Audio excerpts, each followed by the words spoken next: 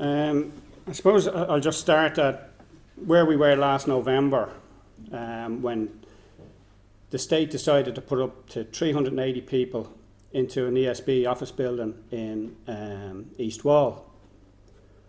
Now, to do that, they just ignored the planning laws, they ignored fire regulations, and they just basically done as they wanted. A number of local people saw the buses pulling in, and that was the first indication anybody got of it. And they called a public meeting for the next day, or a protest outside the building. And I was half-heartedly going, and then I wasn't going. And then I came down to Dublin, and I said, sure, I'll wander around, there'll be nobody here. And I expected maybe a dozen people of the usuals. And there was about 200 people there. It was totally spontaneous. There was no organisation. There was nobody in charge, nobody actually running it, because this was just some woman put it out on Facebook, and it happened. So somebody, I suppose, had to try and manage what was happening. So, because these were not your usual protesters. They weren't people who had ever probably been at a protest or a rally in their lives. So they didn't know what to do. And I've been at hundreds, if not thousands, of protests over the years. So I said, look, we'll send everybody home and we'll come back on Monday. We came back on the Monday night and there was a couple of thousand people there. And that was the start of the opening up of the debate on immigration policy in Ireland. By the end of the week, we had a meeting with Roderick O'Gorman and Pascal O'Donoghue. Now, O'Donoghue is the TD for the area and Minister for Finance at the time. And people think we went to have a discussion or a debate with them. We went and we told them that building was to close. And they basically said, no, it's not. So that was the end of the meeting. And that was the end of any discussions with government, because there's no point in discussing something with government if their intention is just for you to go away and they to carry on. That's dictatorship. We met the other TDs in the constituency, Mary Lou MacDonald. We met her on the same day, and she's somebody who thinks that she clicks the fingers and you run to a meeting. Well, we didn't. She had requested a meeting we met her, I'm not sure what I would actually describe them as, some of our gophers, let's say, for a better word.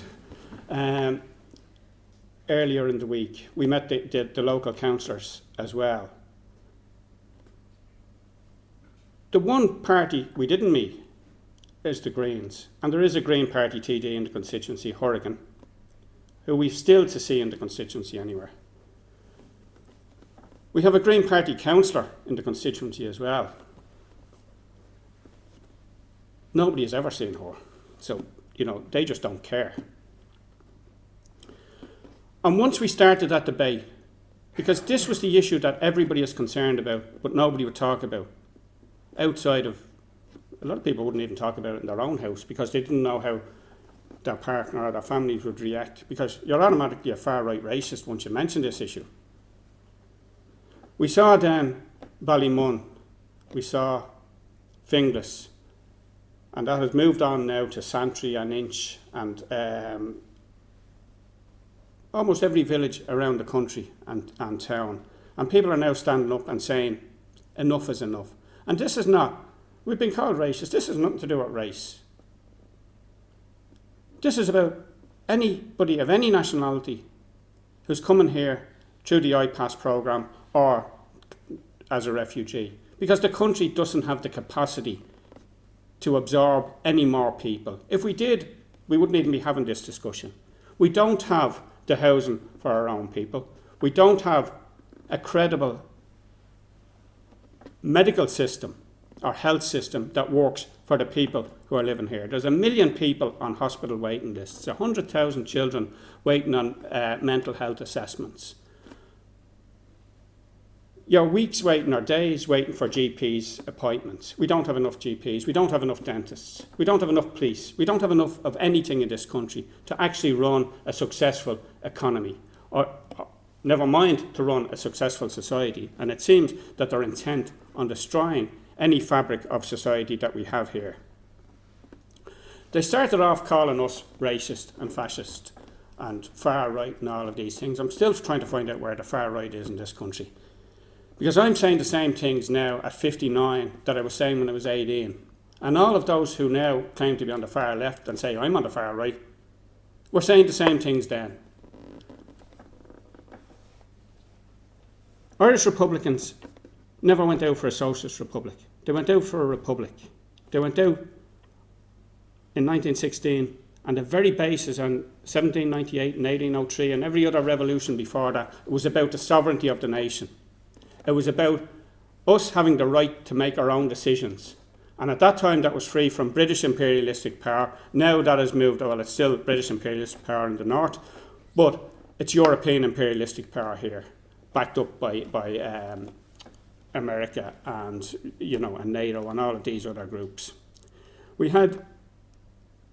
Then we move on and they decide, well, some people can't be bought. And there are very few people who can't be bought. So we'll throw 80 million at this. And in East Wall alone, we got the figures last week, 397,000 into East Wall from the integration fund. And I think there's 80 million or something in the integration fund. There's another 300 million gone in, or 300,000, gone into the North Inner City as well. We're buying 3 minibuses at €85,000 each. East Wall for All, which was set up to counteract the anti-asylum policy group in East Wall says no, got 12 grand. East Wall Bessborough Football Club is getting, I think it's 20,000 or maybe it's 50,000, I'll just check that now in a sec, to enrol new members from the new communities. Like, why do you need 50 or 20,000 to sign a form? What's that all about?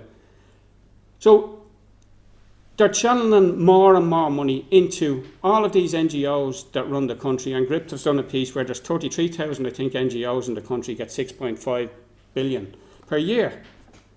And these are the people who are making the decisions. And if you look across any of the debates about this issue, they continue to talk about us, but not to us. They never have. I haven't been on one TV or radio panel with the exception of Classic Hits since this started. I think I've done one News Talk thing. Today, Cudahy on News Talk went to Santry and spoke to the people. News Talk is quite interesting because Pat Kenny has seemed to have shifted his position where he's questioning some of these things. And you'd have to wonder why, because he's totally woke. But nobody would come on with him. Then he brings on Larry O'Toole, who was ran out of the place, ran out of Santry last, I think, Sunday night by the people when he came out, and he would be the elected representative from Sinn Féin in the area. And he was ran out, and they told him they didn't want anything to do with him. And he comes on, again calling everybody far right. Well, not everybody. There's some old people there who wouldn't, who are being used by the far right. So, on one hand, they're trying to demonise us, and on the other hand, they're buying us off and they're piling money in. And that will have an effect. And enough people will be bought off in the short term to kind of not nullify the arguments that we're making, but to kind of sideline them, and they will take the upper hand, for the next couple of weeks and couple of months. And that's the state thrown its last dice, effectively. I mean, they're bringing in hate speech legislation, basically because people are now discussing the issues they don't want to discuss. Now, this legislation was coming in anyway, but there's no doubt that from last November, they have speeded that up. They're bringing in the legislation to stop protests. And it seems that the only place to be allowed protest is outside the Dáil, which is the most ineffective place to protest, because if protesting outside the Dáil was of any use, it would be on the list. And again, that legislation is being fast-tracked because people are now out in communities all over the country and they don't know where it's going to happen next. In Santry, you've effectively got a group of old women there to try and protect their communities. They tried to do, and you see, for instance, I watched Coppinger on Virgin Media the other night, who was complaining that the police dealt with the water protests by arresting people and beating them up and all of these things. and that wasn't happening to us. And she wanted it to happen to us. So surely, if it's wrong for the police to beat up one set of protesters, you can't say, oh, well, you shouldn't beat us up because we're woke and we're liberals and we're on the right side of everything. But then other people, beat them off the streets, take out the water cannons, jail them. And, you know, the political class in this country don't even seem to understand their own logic, if there's any logic to it at all. We had O'Gorman telling us that people draping themselves in the tricolour, you know, were not reflecting the reality of Irish people. Now, I don't think people should drape themselves in the tricolour, they should have some respect for it. But I think that anybody going on any protests should certainly have a tricolour. And indeed, many people, or everybody should actually have a tricolour flying outside their home. If you go to America or any other country, you will find a national flag outside people's houses. If you go around, and I live in a little village, and at Easter we would put up the tricolour and other flags, Cumanaman flag and Fianna flag and that, over the Easter period. I'm the only one in the village that does that.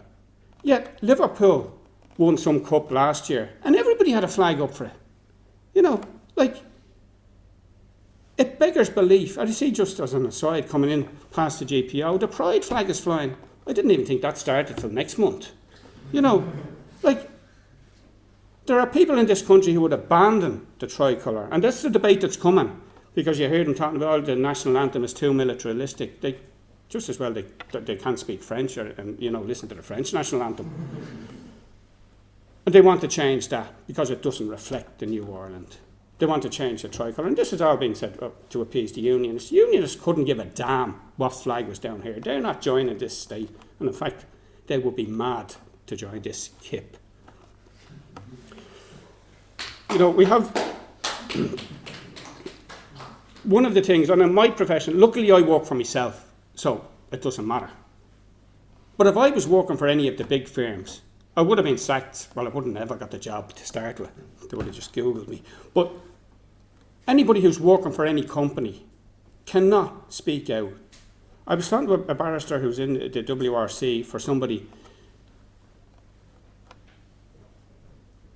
you know, in the coming weeks. And they were sacked because the company, and they worked for the state, didn't like the tweets that they were putting up about COVID and stuff like that. You know, so the freedom of expression, which we're guaranteed, supposedly, seems to only apply to government speak and to, you know, carrying on and supporting the narrative of the state. The political class in this country and the NGO class live in a bubble of their own, and they believe that they can set the agenda, and they are setting the agenda. You know, we heard in relation to, for instance, the hate speech legislation and the submissions that were put in. And the Grand Gript looked at these and analysed every one, and I think 70-odd% of them saying they were opposed to it. And Varadkar says, sure, that'll be infiltrated by the right, and we'll just ignore them. Only last week he was telling us the Citizens' Assembly is a great thing because that's going to legalise and recommend the legalisation and the decriminalisation of drugs. So we can have a debate and a discussion as long as we know the answer. But if the answer is going to be something that actually most people believe, well then we don't want it. And there is no doubt, I mean, it's laughable that yesterday they spent time telling us that they're going to put labels on a bottle of wine, telling us how bad it is for you. Now, the only time I'd be reading that label on a bottle of wine is probably when I'm on the second bottle and I'm saying, Jesus, what's that? You know. And it won't make one bit of difference. But, you know, a government that on one hand is saying, well, we're going to legalise coke or decriminalise it because they're all banging it up their nose at the weekends. And on the other hand saying, well, you might get cancer if you have 2 bottles of wine. You know, like, do they seriously believe that ordinary people even give a damn about that stuff? And it shows how incapable they are of dealing with any of the real problems in this country. And this, you know, and I know I'm diverging slightly, the Blue Shirts announced yesterday or the day before that they were going to bring in 1,000 tax credit of €1,000 for middle income earners. Now I think that works out at about 400 quid for not £1,000 when it works down. These are the people who went into government 12 years ago telling us they were getting rid of the USC charge. So people seem to forget, and no doubt we'll vote for some of the clowns again, but people forget that all of these things. No. And last week we had the whole Sandwich, the Battle of Pearse Street and that, and Sandwich Street. Now Sandwich Street, so people know what actually happened, was effectively a commune or a shanty town set up by Revolutionary Housing Action, who took people out of Mount Street and brought them around there and put them in, with the intention of taking over a council block, which is on the corner of that street, which is boarded up for the past couple of years, and turning that into a squat. Now, there's a housing problem in this country. That's a block with probably 20 flats in it, which is boarded up. Why is it not being used for people who are on the housing list already? Beside Croke Park, there's another block in Croke Village that hasn't been knocked down yet. There's 30 apartments in there, or flats. Why is that not being used? We're told by the government that really this is just a communications problem. That the immigration issue would be grand if we went and told people. But we can't tell people because then they'll object and then they know what we're going to do. And of course they were starting to appoint these, I can't remember what they called them, communications liaison. I heard one of them on today, a liaison officer or something from Clare. But the thing that people need to remember is everybody who's on the media talking about immigration and talking about welcoming people and all of these different things are all being paid. They all have a vested interest in bigger numbers coming in because their jobs depend on it. It's the same as if we ever solve the drugs problem in this country or the homelessness problem, there would be an awful lot of people unemployed because they have a huge vested interest in keeping the problem going and actually growing. It's the same as years ago the cigarette companies had to replace smokers who died off with new smokers. It's the very same thing. You need new drug addicts to replace the ones that's dying off. You need new homeless people to replace the odd one that might actually get somewhere. And the biggest landlords now in this country aren't the private equity funds, but they're the housing associations, who are effectively private companies. And they just keep telling you, oh, they're not for profit. So what does that mean? That just means you haven't got a shareholder. It doesn't mean you're running a company that loses money. And they're taking our money as taxpayers, they're taking our assets from the councils, but they own them. And eventually, as in England, these housing associations, like the credit unions in Ireland, which started off as voluntary organisations and are now effectively banks, all of those associations will become private companies and the assets will be gone from the state. We're told that we have international obligations, that we have to do this. Well, the first role of any government is to protect and look after its own people before it starts bringing in the nations of the world. The international obligations come from an opt-in, and if you can opt in, then you can opt out. And we see how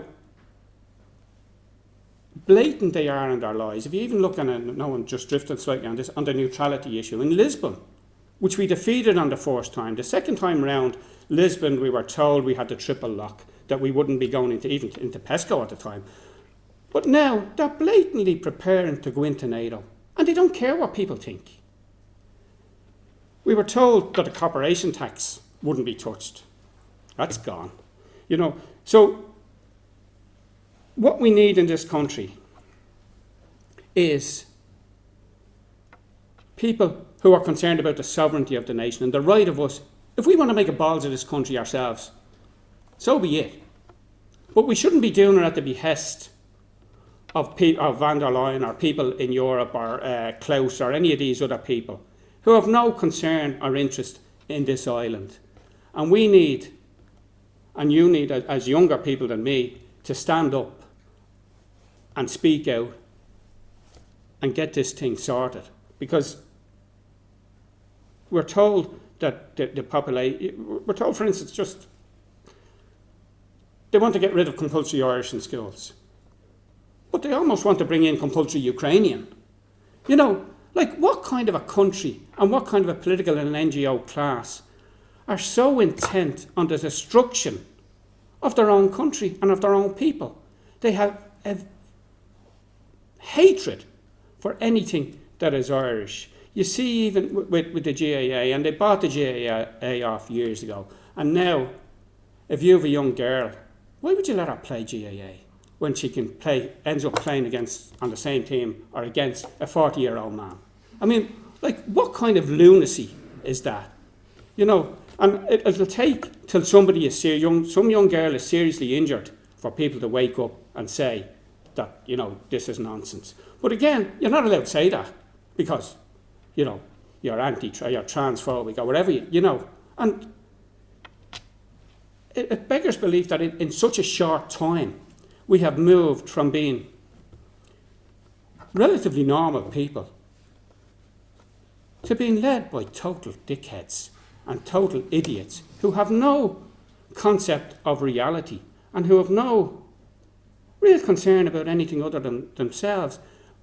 Even a small thing like the coronation in Britain, which I'm sure will be banned under the hate speech legislation because it's bound to be offensive to somebody. We have Varadkar going over and his partner tweeting. Now, if the man is not going to respect where he's going, and it doesn't matter what you think of monarchy and all of that, but he was going to represent this state, and to be tweeting in the way he was tweeting shows the mentality, and those people shouldn't be anywhere near power. It's just as well we're not a nuclear power because, you know, you couldn't allow them to be in charge of anything. But I suppose the question is, where do we go from now?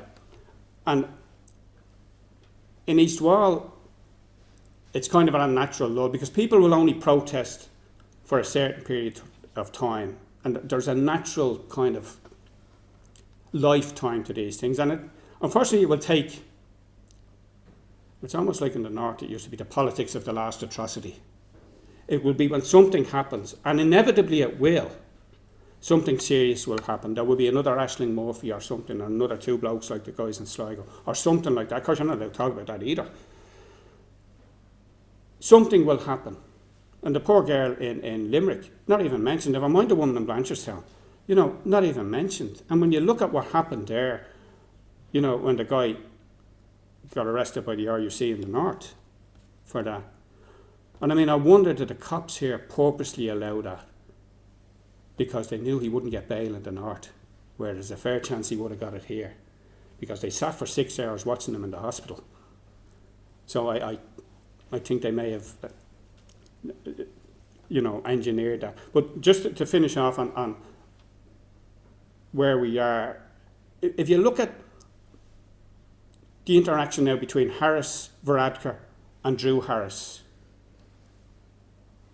And if you go back and look, always we were told, if you asked any question about the cops, we're told that's an operational matter for the guards, nothing to do with politics. Now you have ministers directly intervening in guard operational matters and asking why, effectively, we're not being put off the streets. And Drew Harris, to be somewhat fair to him, has basically told them to take a hike. And it's interesting that, you know, they floated this thing that the cop who was chasing the car with the three burglars who crashed and killed themselves is being charged. That is to send a message to the police that they will be on the front line and that they will be prosecuted by the state if they don't deal with us. And that's a very sinister, you know, it's a very sinister development where you can see, and I know from all of the protests, and the police tell us there's 125 protests this year already. There hasn't been violence at any of them. And I don't count what happened in Sandwich Street as real violence, right? There was a couple of things could have kicked off maybe in Ballymun and places. But there has been, any violence that there has been against us and has been from the left. A car was rammed into us in East Wall. A man was injured. And that the guy who's charged with that is over in the squat in Sandwich Street. You know, like, the police have been there, and I wouldn't say they support us, but when you talk to cops individually, they don't want what's happening because they know that the more of these people that come in, the more likely that they're going to have to do more work with less numbers. And that's the reality. I mean, it's purely self-preservation from their end. And I'll just finish on this point. They keep telling us that there's no increase in crime because of, the influx of migrants. I was in Drogheda Court on Wednesday, I think, the other day. Yesterday. Half of the people before the courts had non-national names. And that says something. And if you go up to the CCJ, you'll see the same. So if there's no increase in crime, then people weren't here before. So there has to be. It may be petty stuff and all of that, and we've enough of our own criminals without importing anymore. We're told that anybody who raises any of these issues, you're conspiracy theorists, you're far right, you're mad, and all of these things.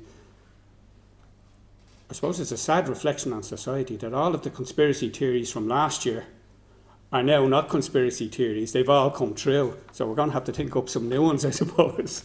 Anyway, I just finish at that. And again, thanks for listening.